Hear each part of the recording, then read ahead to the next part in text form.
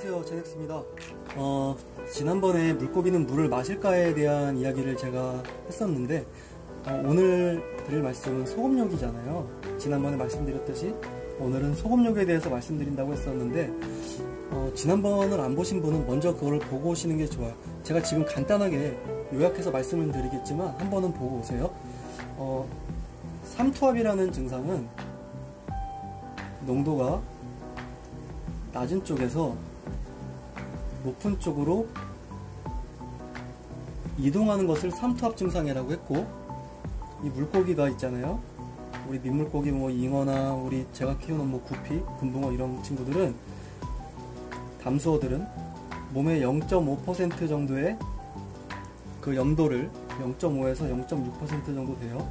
이 정도 염도를 몸에 품고 살고, 근데 얘네가 사는 물은 0에서 0.4% 밖에 안 돼서 자꾸 이 삼투압 증상대로 농도가 낮은 게 높은 곳으로 올라가는 이 증상 때문에 밖에 있는 물이, 이건 밖에 있는 물이에요. 일반 물.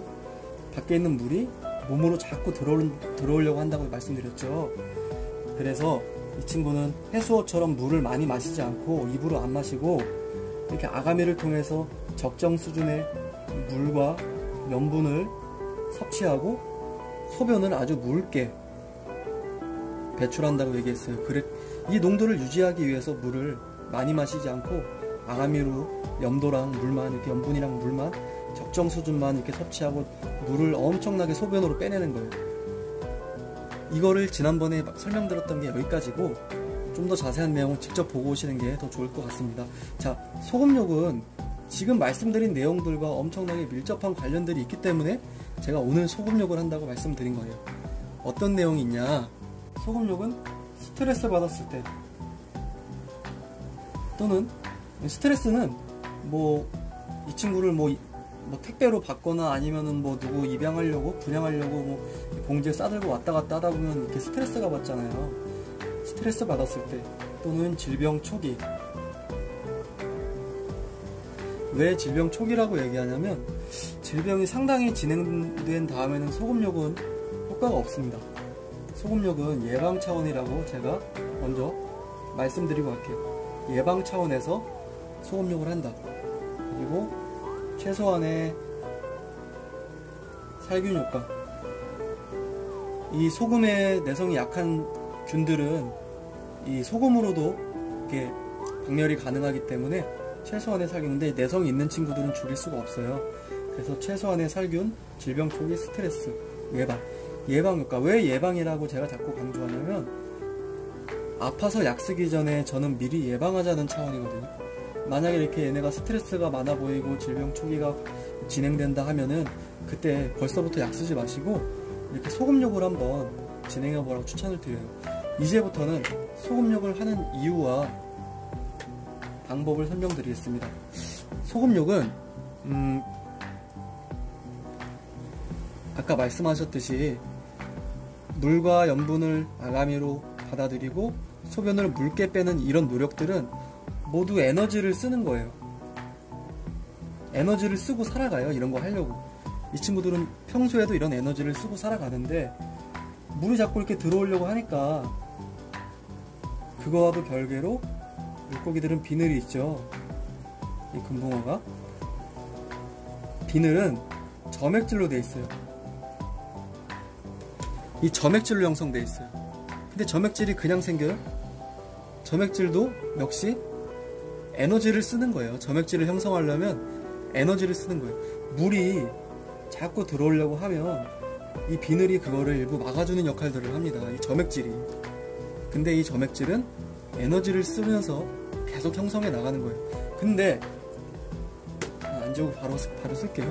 만약에 이 친구들이 이런 증상들이 있는 상태다. 이 친구가 지금 뭐 막말로 슬슬 마탱이가 가려고 한다. 완전 아프기 전에 좀 비실비실해지려고 한다. 아니면 스트레스를 받은 것 같다 하면, 자, 이제 말씀드릴게요. 소금욕을 하는 이유는, 너 이제 에너지 쓰지 마.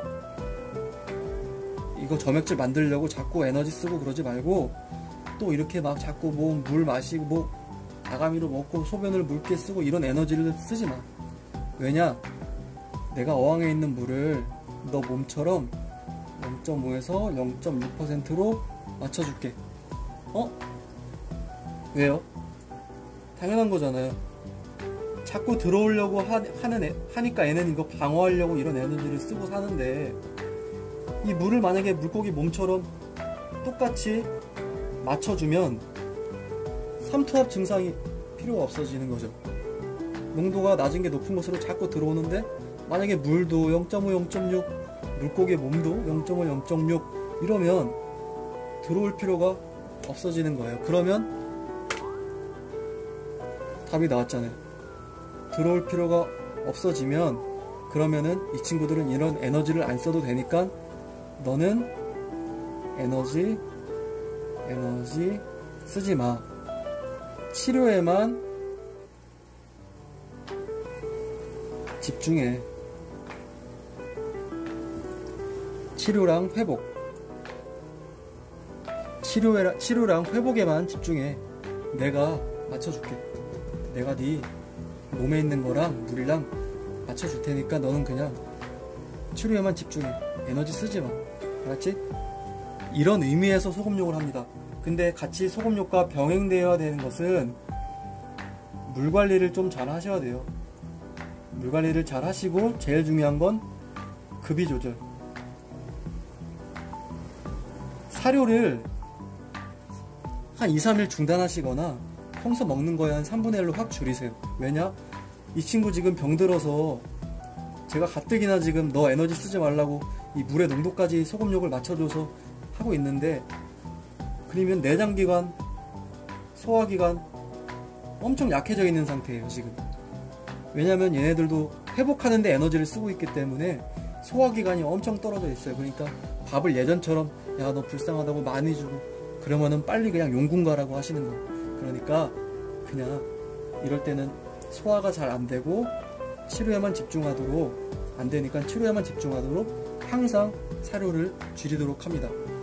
자, 0.3에서 0.5% 정도 소금욕을 이렇게 해주면, 이거는 뭐 3일에서 7일, 일주일 정도 이렇게 쭉 해주셔도 돼요. 뭐 본항에 지금 살고 있는 그 어항에다가 이렇게 소금욕을 직접 해주셔도 되는데, 만약에 이 친구가 지금 상태가 좀 더 안 좋아, 질병 초기에서 중기로 넘어가려고 그래. 그럴 때는 이 몸에 있는 체액들이 지금 안 좋으니까 우리가 반대로 이거를 좀 빼내는 역할들을 해야 돼요.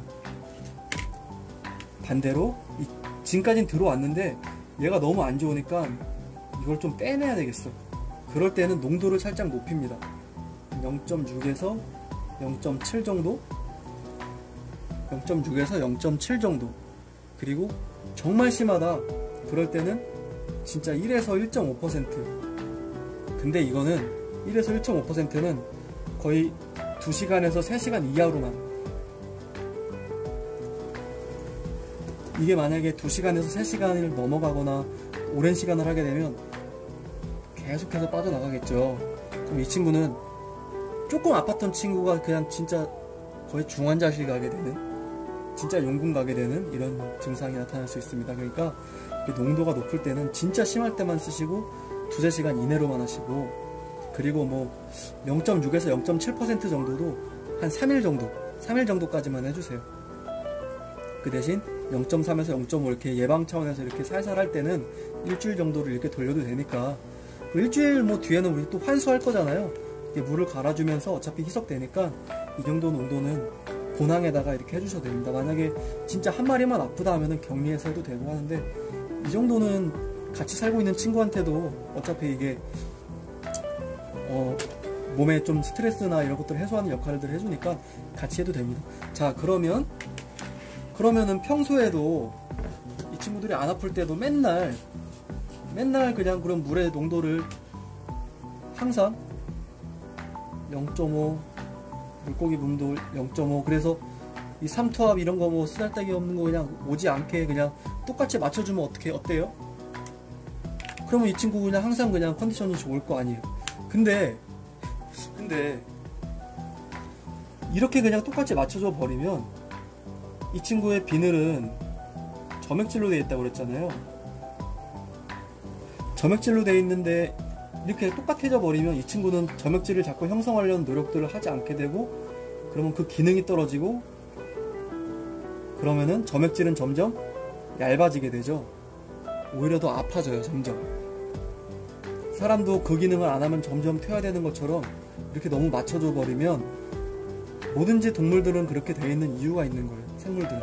그래서 항상 이렇게 맞춰주는 게 좋지가 않고, 너무 똑같이 맞춰줘서 항상 살다 보면 이게 그냥 이게 뭐라고 해야 되지? 내성이 생겨서 그 다음엔 소금욕을 해줘도 이게 효과가 없어요. 소금욕 효과가 없어져요. 그래서 우리가 이런 상황일 때 소금욕을 하자.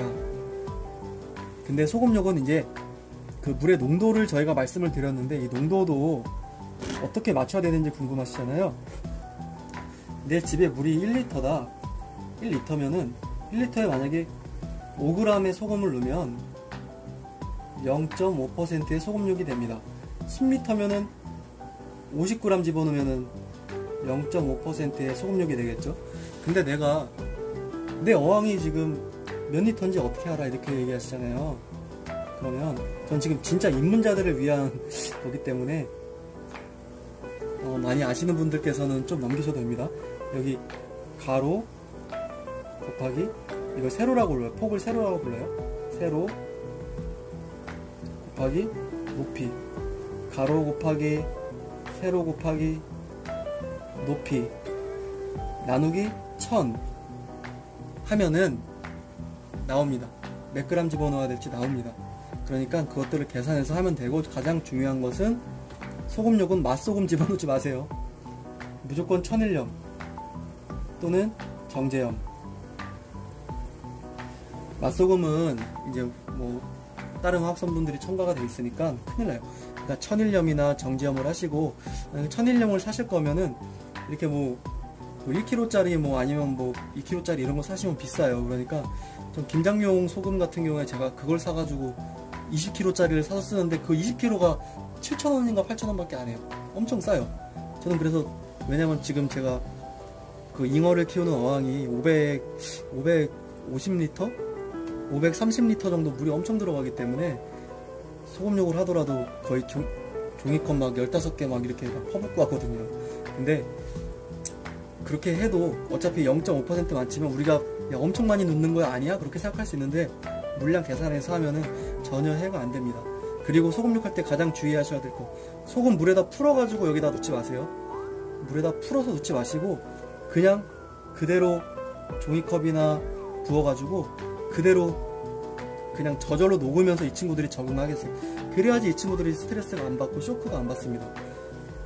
야, 너네 모양 너 녹을 때까지 어떻게 기다려 하고서 막 풀어서 놔주면은 갑자기 물의 농도가 바뀌는데 이 친구들은 더 스트레스 받겠죠. 그러니까 항상 소금은 그대로 부어주시고, 한 가지 팁을 드리자면, 그 생수병이나 뭐 소주 병뚜껑 있잖아요. 그 병뚜껑에다가 천일염을 달아서 이렇게 천일염을 넣고 깎아내면은 이게 5g이에요.